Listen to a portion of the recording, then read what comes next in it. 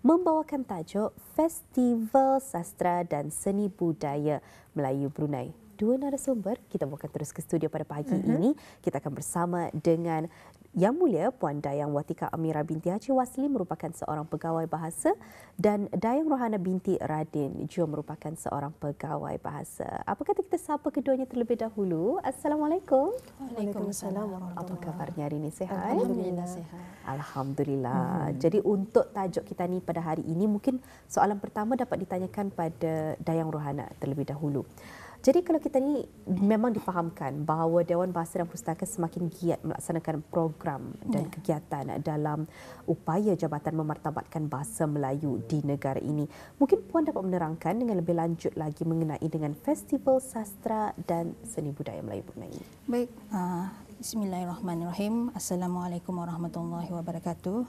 Alhamdulillah, dalam menanai peranannya memartabatkan bahasa Melayu dan juga memperkasakan bahasa Melayu, Dewan Bahasa dan Pustaka melalui bahagian sastra dan majalah serta bahagian penyelidikan, dokumentasi dan pengiktirafan akan melaksanakan projek Festival Sastra dan Seni Budaya Melayu Brunei sebagai salah satu usaha besar jabatan ini bersempena sambutan Bulan Bahasa 2022.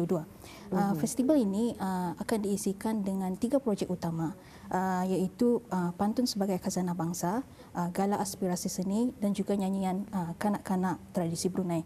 Jika melihat 3 projek ini akan mengandungi lagi kegiatan-kegiatan yang lain yang akan dilaksanakan bermula pada bulan Julai yang lalu sudah dan kemudian hingga Disember 2022. Kegiatan ini telah mula dilaksanakan.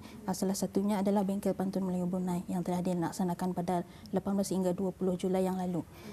Apa yang penting, apa yang pastinya melalui projek-projek yang dilaksanakan ini, kita sangat mengutamakan kepada penglibatan daripada semua lingkungan masyarakat dari pelbagai peringkat usia. Kerana apa? Dari sini kita akan mendukung dan juga meningkatkan kesedaran serta penghayatan masyarakat di negara ini terhadap kepentingan memartabatkan bahasa Melayu. Oleh itu, jabatan ini mengambil kira objektif daripada festival ini adalah untuk selain daripada mengangkat dan juga memperkasakan bahasa Melayu melalui karya pementasan seni tanah air dan juga seni budaya, juga di sana juga peluang kita ni untuk memberikan dan juga mempromosikan warisan budaya Melayu kita kepada generasi masa kini dan juga menggalakkan penglibatan masyarakat terutamanya golongan muda dalam memperkasakan dan melestarikan sastra serta budaya tanah air. Ya.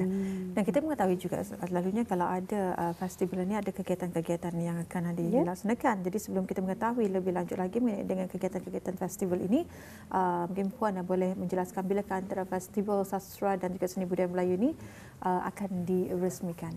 Okey, insya-Allah festival ini akan disempurnakan perasmiannya pada hari Sabtu 27 Ogos 2022 pada pukul 8.30 pagi di Balai Saramayuda Dewan Bahasa dan Pustaka Berakas.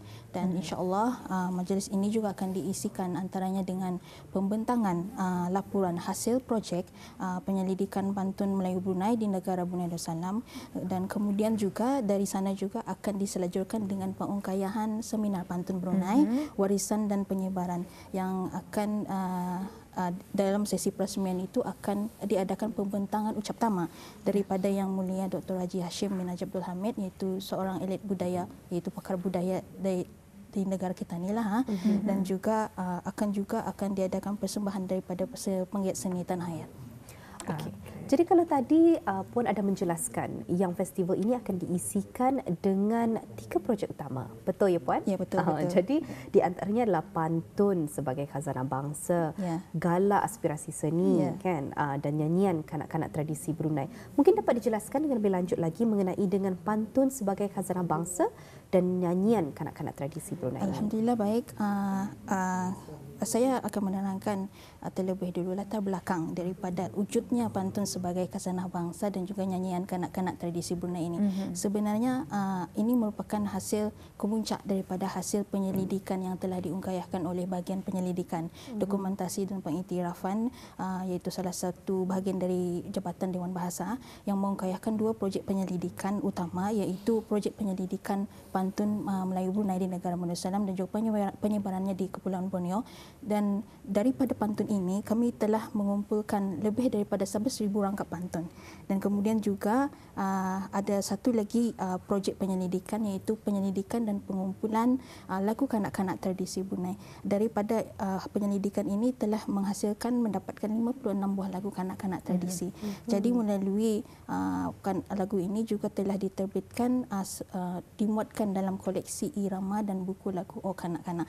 Ada saya melihatkan di sini daripada penyelidikan ini telah diterbitkan 56 buah lagu melalui buku tersebut. Maka bahagian ini mengambil inisiatif, kita ni tidak akan statik mendokumentasikan apa yang dihasilkan melalui penyelidikan, tetapi untuk kemudian kita ni memberikan impak kepada masyarakat dengan mengadakan pantun sebagai khazanah bangsa dan juga nyanyian kanak-kanak tradisi untuk mendekatkan masyarakat untuk lebih mengenali dan juga mengenali warisan budaya kita ni, iaitu pantun dan juga lagu kanak-kanak tradisi. Amat menarik sekali ya. Betul. Dan juga di antaranya mungkin Puan boleh mengongsikan objektif seterusnya pengisian kegiatan yang dilaksanakan daripada kedua-dua kegiatan itu tadi. Daripada kedua-dua kegiatan itu, dari sinilah kita mengambil peluang untuk menjadikan kedua kegiatan ini sebagai platform kita ni untuk melestarikan dan juga memelihara warisan kita ni, dan kemudian juga di sini juga kita ni akan menggalakkan penglibatan masyarakat, terutamanya masyarakat muda, kerana kita ni khawatir mungkin ada yang tidak mengenali lagu kanak-kanak tradisi ataupun di sini juga kita ni akan menerapkan dan membimbing mereka dalam kemahiran berpantun. Jadi ada beberapa dari pantun sebagai khazanah ini, ada 4 kegiatan di bawahnya, kemudian nyanyian kanak-kanak tradisi ada 5 kegiatan di bawahnya. Saya huraikan terlebih dulu yang kegiatan daripada pantun sebagai khazanah bangsa. Ada 4 kegiatan, iaitu telah dimulakan dengan bengkel pantun Melayu Brunei pada 18 hingga 20 Julai yang lalu, dan kemudian berkesinambungan dengan sayembara berbalas pantun. Sayembara berbalas pantun ini akan diadakan pada hari Sabtu ini, iaitu 13 Ogos 2022 di Balai Asrama Yuda Dewan Bahasa dan Pustaka. Daripada ini 4 kumpulan akan bertanding yang akan merebut gelaran juara, dan insya-Allah kemudian dilanjutkan lagi dengan seminar pantun Brunei warisan dan penyebaran pada 27 Ogos 2022, dan itu seminar itu akan dilaksanakan selama sehari, iaitu sesi pagi dan petang. Kemudian malamnya akan dilanjutkan lagi dengan pertandingan berdendang. Jadi itulah di antara yang dikongsikan berkenaan dengan kegiatan-kegiatan yang akan dijalankan. Tapi kita lagi fahamkan ada satu poster yang akan dipaparkan di kaca TV Auda pada ketika ini. Jadi kita ni dapat melihat berbalas pantun. Saya rasa berbalas pantun. Jadi kalau kita ni dapat lihat di sini, ada terlalu kecil sebenarnya untuk saya lihat. Tapi di sini ada sembara berbalas pantun, anjuran. Puan mungkin boleh menceritakan mengenai dengan sembara. Sembara ini akan diadakan pada seperti yang saya maklumkan tadi, 13 Ogos ini. 13 Ogos ya. Pesertanya adalah pelaksanaannya adalah berkesinambungan daripada bengkel. Ketiga kumpulan daripadanya adalah terdiri daripada peserta bengkel, dan peserta bengkel ini akan bersaing dengan kumpulan jemputan yang sama-sama turut bersaing untuk mendapat gelaran juara. Dari sana kita ni akan melihatlah bagaimana mereka dapat mengaplikasikan daripada bimbingan daripada bengkel itu nanti. Dan seterusnya?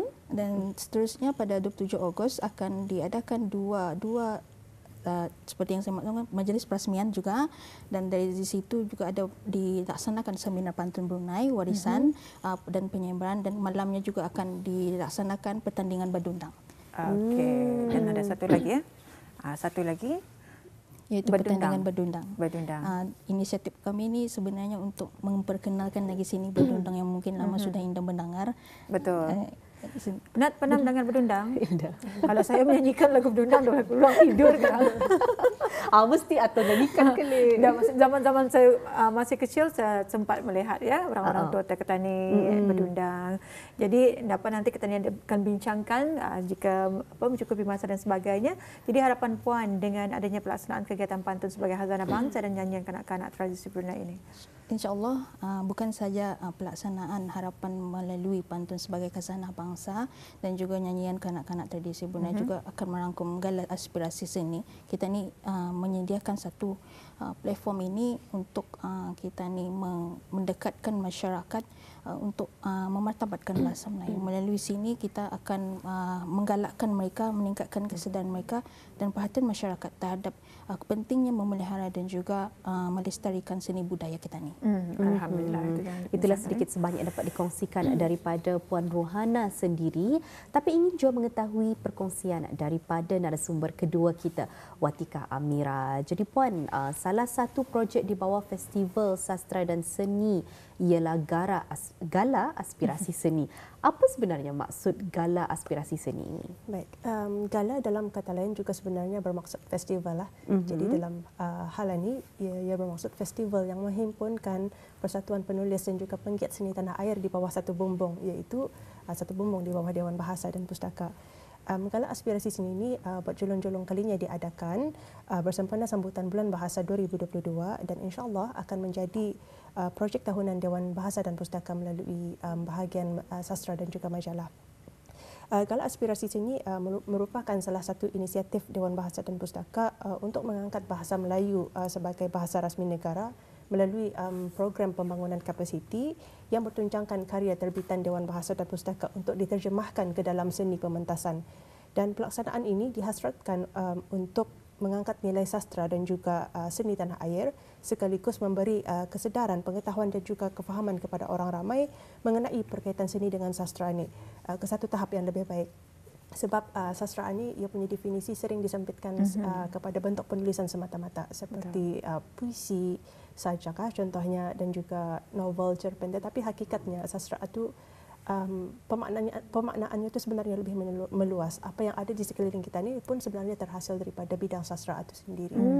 Jadi kalau kita ni ingin mengetahui apa sebenarnya objektif pelaksanaan ini? Okay, antara objektif pelaksanaan Gala Aspirasi Seni ini adalah untuk mengangkat dan mendaulatkan bahasa Melayu sebagai bahasa rasmi negara melalui karya dan juga pementasan seni karya.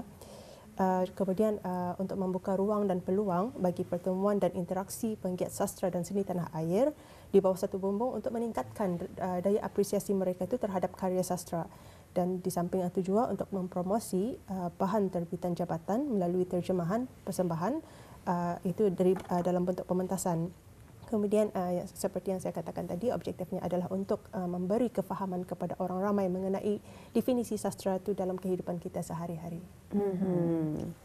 Jadi kita tanyakan dulu ya sebenarnya apa bentuk pengisian Gala Aspirasi Seni itu nanti.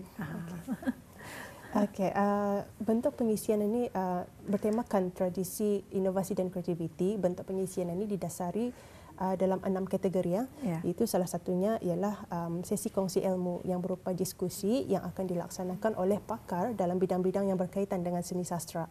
Salah satu kegiatan dalam kategori ini ialah segmen pertuturan kita ni yang bertajuk Folklore Dulce et Utile oleh pakar folklore tanah air iaitu Yang Mulia Dr. Maslin bin Haji Jukim. Beliau akan berfokus kepada perbincangan alih wahana folklore ke bentuk visual seperti filem, drama dan juga pementasan. Dan insya-Allah sesi ini akan diadakan pada hari Selasa 6 September 2022. Sementara kategori kedua iaitu Bengkel penulisan fiksi mini yang akan dibimbing oleh Yang Mulia Awang Zefri Arif bin Zain Arif iaitu penerima Anugerah Penulis Asia Tenggara tahun 2011 dan juga Anugerah Duta Bahasa 2015. Bengkel ini akan diadakan selama 2 hari pada 6 dan 7 September 2022 dari pukul 8.30 pagi hingga 4.30 petang bertempat di Dewan Patih Berbai, Dewan Bahasa dan Pustaka. Penyertaan dibukakan kepada orang ramai yang berminat dalam bidang penulisan berumur di antara 16 hingga 40 tahun. Tarikh tutup penyertaan bagi bengkel ini adalah pada 1 September 2022. Seterusnya kategori ketiga iaitu peraduan. terdapat dua peraduan diadakan bersempena gala ni, iaitu peraduan tulis fiksi mini 2.0 dan juga peraduan mencipta sajak potret. Peraduan tulis fiksi mini dibukakan sehingga 31 Oktober 2022, juga dibukakan kepada rakyat dan penduduk tetap negara Brunei Darussalam yang berumur di antara 16 hingga 40 tahun. Peraduan ini tidak terhad kepada peserta bengkel penulisan fiksi mini yang saya sebutkan tadi, tetapi sesiapa saja yang memenuhi persyaratan insya-Allah boleh menyertai. Bagi peraduan ini, setiap peserta akan diminta untuk menghantar 3 buah karya dengan jumlah perkataan bagi setiap karya itu adalah di antara 1,000 hingga 1,500 patah perkataan.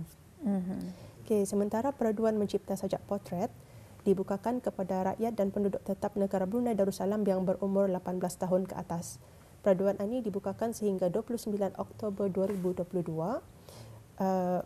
Bagi peraduan ini, peserta dikehendaki untuk mengambil gambar, kemudian membuat sebuah sajak hasil daripada gambar tersebut, dan tema gambar adalah bebas, asli milik peserta itu sendiri. Okey, seterusnya kategori keempat, pertandingan. Terdapat 2 jenis pertandingan diadakan, iaitu pertandingan baca puisi multimedia dan pertandingan deklamasi sajak kanak-kanak berkumpulan. Pertandingan baca puisi multimedia dibukakan kepada rakyat dan penduduk tetap negara Brunei Darussalam yang berumur 15 hingga 40 tahun. Penyertaan boleh secara individu ataupun berkumpulan, tidak melebihi 3 orang. Puisi yang dibacakan hendaklah menggunakan puisi dalam majalah Bahana terbitan DBP dari tahun 2017 hingga 2021.